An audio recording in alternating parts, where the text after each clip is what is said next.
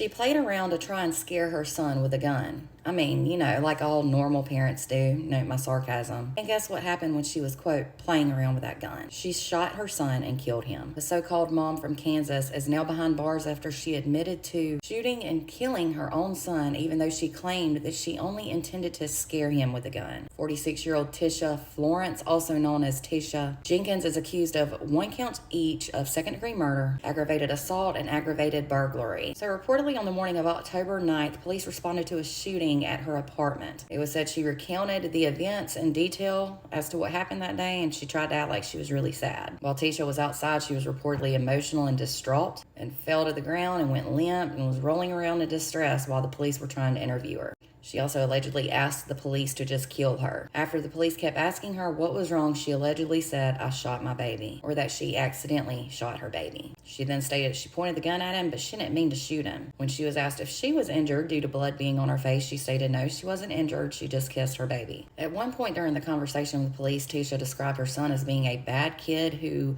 did drugs and would not go to school. When authorities went inside, they found 16-year-old Robert Florence lying face down inside the living room with 1 GSW to his head. After he was found, Tisha allegedly told authorities that Robert was supposed to be in school that day, but he decided he didn't want to go to school, so he didn't. I mean, what happened to parents making their kids go to school? She said that when her 2 oldest boys left her apartment, she called the youngest, Robert's school, to let them know he wouldn't be there. She said that while Robert was home for the day, he started to nag her by repeatedly calling out, "Mama, mama, mama." He was begging to use her phone, and she said to begin with, she refused to let him. He then allegedly told her he was going to see a neighbor who was downstairs to get some weed. He came back, and he later asked to use the phone again. This time it was said that he wanted to call one of his brothers to tell them to ask their dad for some money. So she let her son use the phone that time, but after he got off that phone call, it was said by her that he started tearing down curtains and tearing up little bits of paper, throwing them on the floor. She said he was doing all this simply to make her mad. She said at some point she lay down on the bed and was texting a friend, and then her son picked up a book bag and removed a 9mm handgun. Reportedly, Robert didn't make any threats with the guns. He didn't point it at her or anything. She then lunged for him and grabbed the gun and the book bag. She then allegedly held the gun and pointed it at her son and asked him if he just wanted to die. She said the gun just went off and he fell forward, and that's when she knew she shot him. She then claimed in an interview that she thought the gun was empty, but then recalled possibly loading 2 rounds 2 weeks before the shooting. When she was pressed by detectives, she said she racked the slide, meaning she chambered a round, and that was when she took the gun away from Robert. She denied meaning to shoot him, but then admitted to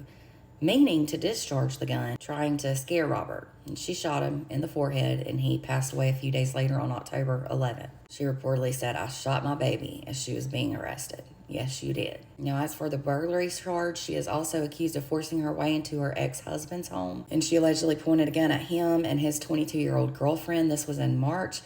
Authorities didn't find out about that situation until they were interviewing her about all of this with her son. She is now being held on a $1.2 million bond. I just don't get it, y'all. Guns are not to be played with. They are not to be pointed at people unless you're in danger or planning to use it. They are not toys. They are not used to scare your children, for crying out loud. I do hope that justice is served in this case, and my heart and prayers go out to all who knew and loved Robert.